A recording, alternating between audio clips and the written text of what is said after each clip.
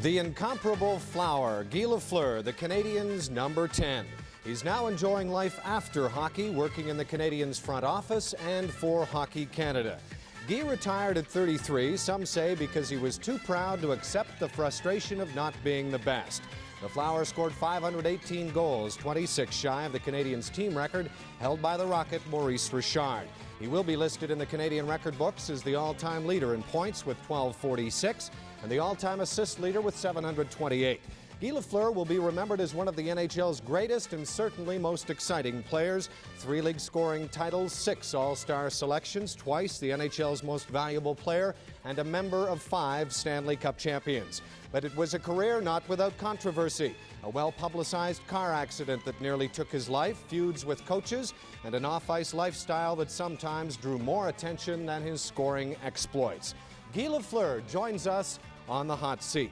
He'll be facing a panel of Terry Jones of the Edmonton Sun, Ken Newans of CFCN Television Calgary, and Toronto Globe and Mail hockey writer Al Strachan.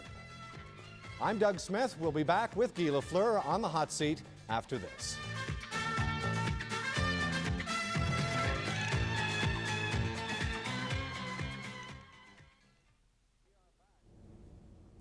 We are back with Guy LaFleur on the Sports Hot Seat, and we'll open the questioning with Terry Jones of the Edmonton Sun. Guy, you came in an era when hockey players, the great ones, played till they were 40. To have to retire in mid-season and to find out you're washed up, or whatever you want to call it, at age 33, how was that handling retirement in that situation? Well, I don't have any problem to handle it. Even if I'm 33 years old, I think it's a great age to retire. Hockey changed a lot since they drafted the guy. They started to draft them at 18 years old, and if we go back when I first started, like you said, everybody was having a 15, 16 years average career, and today the average is 4 years, so it's a big difference. When you started, did you think that you would retire at 33? Well, my dream, well, my goal when I first started was to play 18 years in the league. So why 18? I don't know. Good number. Look good on the pension. Yeah. What about the? I read in one book describing you that that you had such pride. Scoring championships meant a lot to you. Championship teams meant a lot to you. All-star goals. You set goals, and you were a disturbed person when you didn't meet them. It must have been disturbing not to be able to perform well in the past year and a half. It was. It's not only the past year and a half. It's been the last 4 years. I've been scoring between 25 and 30 goals, and maybe I changed my style too. I'm putting more pressure on myself. It's tough to score 50 goals every year. I did it for 6 years in a row, but today I wanted to do the same thing, and we didn't have maybe the same kind of players that we had at that time, and it was tough, and I didn't really accept it, not to score 45 or 50 goals a year. So did the legs go? Did the confidence go? What was it in your? The legs, they don't go. I still got some good legs. It's up in your head, I think. Putting pressure on yourself, and you said, how come nothing's working? Because I'm skating good, and but nothing goes. When nothing goes, you're gonna do different things. You're gonna change your style, and you're gonna work instead of playing. So that's the way I looked at it. Do you ever get afraid? I mean, you played in a time when there were some real thugs in the league, some real goons. You had people making death threats to you sometimes during the playoffs. Did you ever lay at home at night and be scared, afraid? No, never. Even when I got the threat, 1976, I wasn't scared, but I had some protection behind me for a month and a half. So you did buy a couple of guns then, didn't you? Yeah. You became pretty good with them. Well, it was a hobby for me, so I'm still using them. Practicing, so it's a good hobby. Guy, there was no truth. There was one story emanated around I think just prior to your retirement, that you would like to have been traded to another team, to an American team. Any accuracy to that at all? that I asked for to get traded. That you expressed the desire Yeah. at one stage to be to Yeah, be traded. I had talked to Serge about it, and I was asking him to maybe it would go better for me. But he said, "There's no way we're going to get rid of you." Well, it shook Wayne Gretzky to some extent when you retired, and all of a sudden he started talking. It was incredible to hear a 24-year-old kid talking about retirement and saying that he probably won't play past the age of 30. How do you see somebody in his situation? Is he going to have the same problems when he hits that 30-year-old point that you I'm had? sure he won't pass 30. It would be stupid to go more than 30 years old. Why should it go? He's got nothing to prove. Well, I assume he could make a giant amount of money for starters.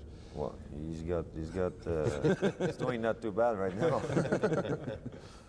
Guy, how do you react to people who say that you retired because you couldn't accept the frustration of not being the best?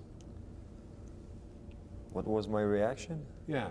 People said that you retired because you couldn't take the frustration of not being the best, one of the best players. That's why you retired.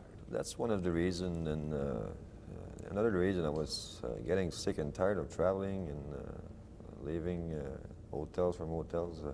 When you're young, you don't mind. You like to run around, but you get older, you get more mature, and you change. And that's why I was getting fed up with. Was no more fun to play the game anymore, and was not the team change, the system change. So I couldn't accept it. So. Was it ever a lot of fun, though? I mean, you were always really alone. When you were on the road, you didn't go out that much with the guys on the team. You often liked to spend a lot of time by yourself. And did you ever really have a good time? Always had a good time, even if I was alone. It's nice to be alone sometimes. When you're in the limelight, you like to step aside and think about everything that happened to you. And Would you give that advice to, say, Wayne Gretzky now? Say, Wayne, enjoy it while you can, spend some time with yourself, because he never seems to be alone much, doesn't Gretzky? He's always got somebody. I think it's very important to, not all the time to be alone, but once in a while, you know, because it's good for you, and doesn't mean that you don't like the other guys, but... Okay, we're talking about the price of fame here, basically. You had that situation with the car accident. I think I've heard that story 100 different ways. Yeah, exactly me too. what happened.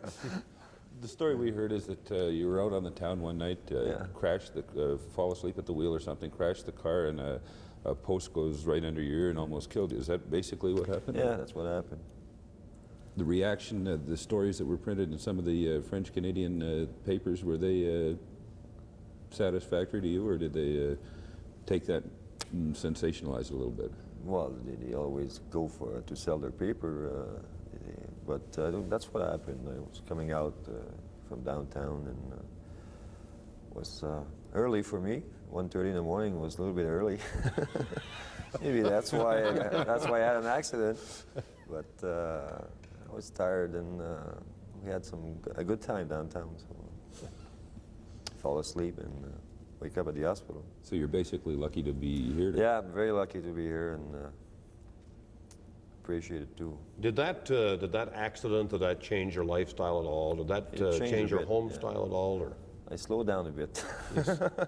Not only on the road, but in my lifestyle it changed a bit.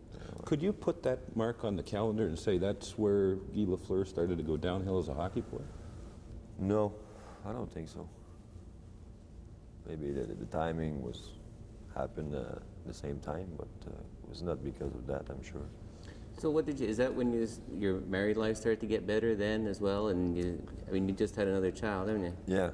Is that the date really that your life as a human being started to be better? Maybe not your life as a hockey player necessarily, but as a person? Yes, I think that's one thing you realize, that there's a lot of friends, supposedly friends, they're surrounding you, and they're not too good friends, and maybe. Gentlemen, we're going to step aside for just a second. We will be back with more of Guy LaFleur on the hot seat after these messages.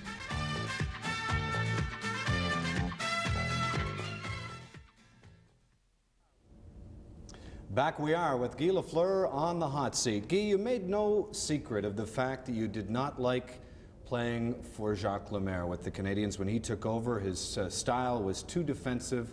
Your relationship with Jacques Lemaire, talk about it a little bit. I never had any problems. I know they put in the paper that we had a big fight in LA, but it was not a fight. Just an exchange of words. He was assistant coach at that time in LA, and we're not allowed to drink in the bar of the hotels. Like, that's the rule of the team. And I was sitting like in the lobby. They had a lounge there. So it was 9 o'clock at night. I was having a drink with Tom Lapointe. And he came in and he got mad. So I said, you got no reason to get mad. You know, I'm not in the bar, I'm in the lounge. Like a wide open lounge where everybody's waiting to get their luggage. So I didn't like it. So. You've had a career with the media that generally you've said what's on your mind and have been fairly outspoken. How often did that get you into trouble with management of the Canadiens? I never had any problems with the management, or they never came back to me and said, why did you say this or that? They asked me once to shut up. Which time was that? When Irving Grumman was... Oh, yeah. Okay, now there's a subject. Yeah. Irving Grumman. Did he almost destroy the Montreal Canadiens? I wouldn't say that, because he was not the guy who really knew his hockey, but he worked 24 hours a day, and I really respect him as a businessman. And But he wasn't a hockey man, Guy, was he? No, I wouldn't say that. He drove Lemaire off as well, right? As a player. Yeah, and Dryden. Savard. Savard. In the And heart if of you it. look at the draft choice, we missed Denis Savard, and he's in Chicago now. You got Michael Bussey at that time. So And he lost Pierre Bouchard for nothing as well. we didn't improve, and the other teams got ahead of us, and now we're playing catch-up. You know, it's tough to catch up the other teams now. We're not What doing too about- bad, but What about Scott Bowman? Did you have many run-ins with him? to me, Scotty was the best coach I never had. Nobody liked him. He knew how to push you. You know, it was always on your back and get everybody mad at him. I think he's doing the same thing now. But the mentality changed today. It's younger. It's maybe more normal for that kind of coach behind the but if you see guys like Frank at that time, Henry Richard, you know, they were 35 or 32 years old, and to see Scotty giving them hell, they didn't like it very much. But we had a lot of success with him, and I think my best year I had was with him, 5 Stanley Cup.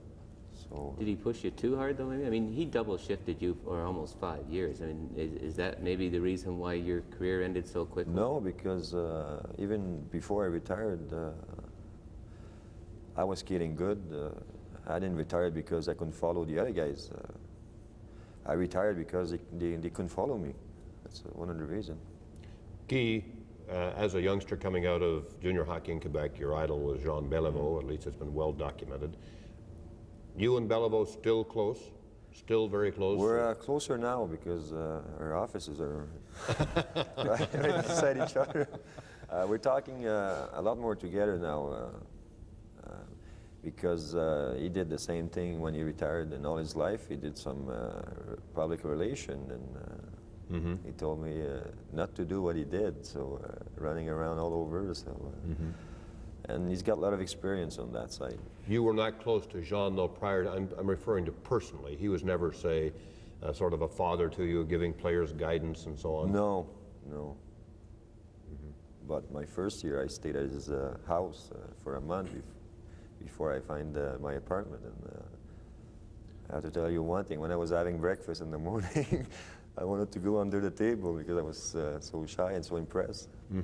What exactly do you do now for the Montreal Canadiens? What's your job? I've been on the course since I retired, a general course on the business. And what I'm doing now, it's public relation. Starting 2 weeks from now, it's going to be in the marketing business for the team. I would like to what I want is to work 4 months in the marketing, 4 months in the administration, management, working with Serge to know the business in general.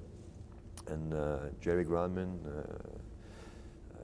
he rents the building and that kind of. So you're not really aiming yourself at a Jean Beliveau post-career thing so much as you're maybe. Well, my goal.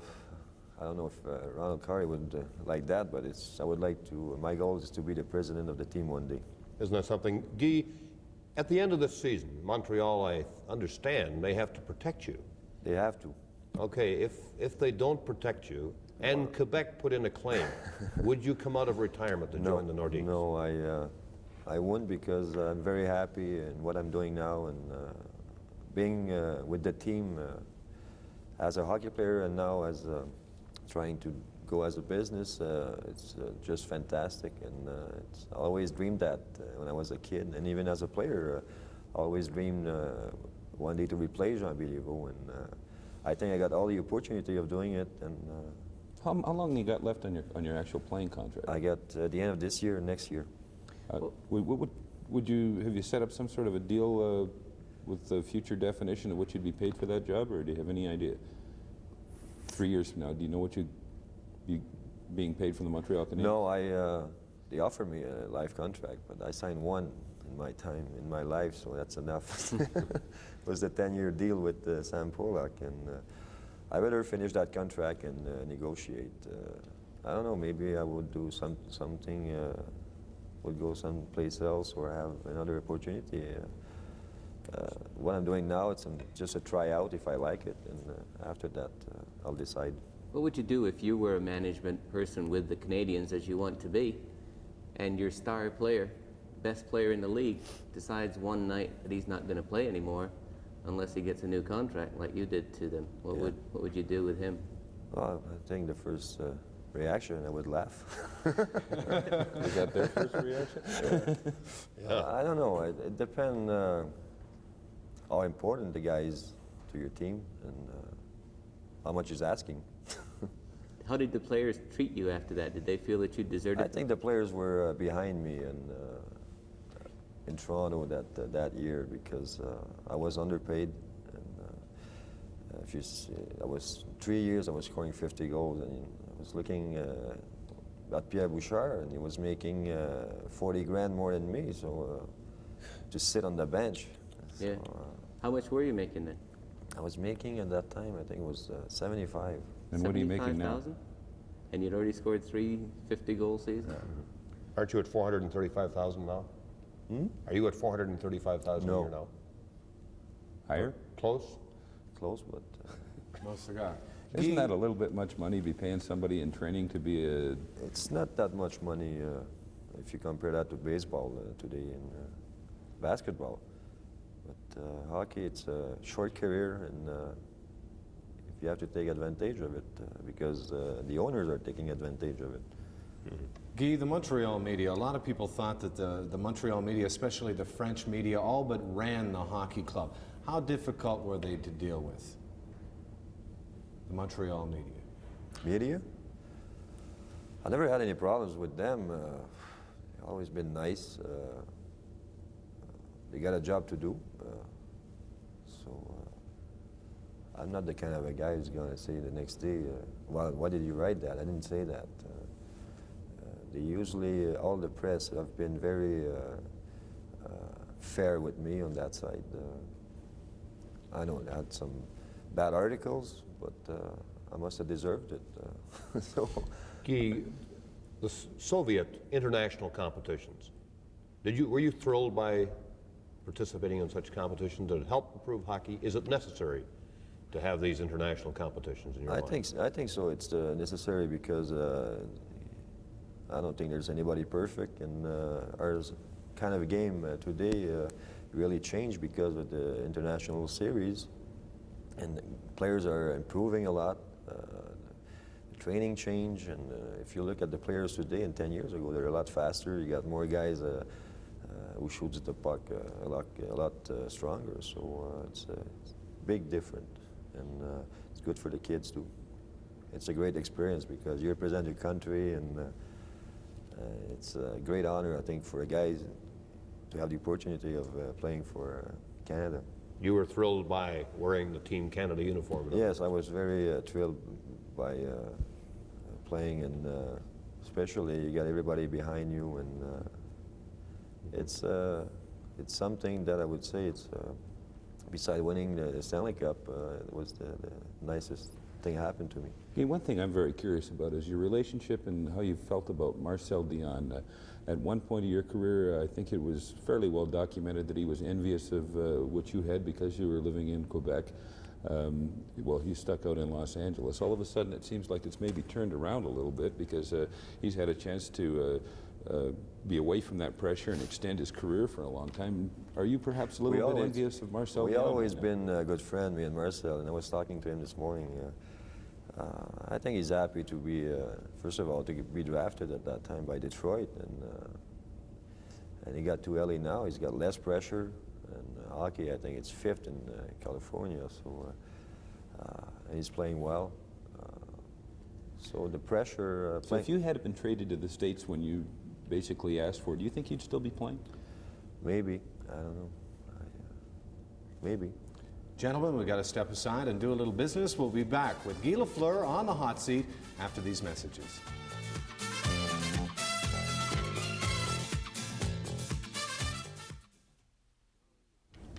Guy, when Henri Richard retired, you talked to him and you found out that his son was getting a lot of bad treatment at school. What happened with Martin at school since you retired? Have the kids been on him? Well, they didn't have time because they retired too.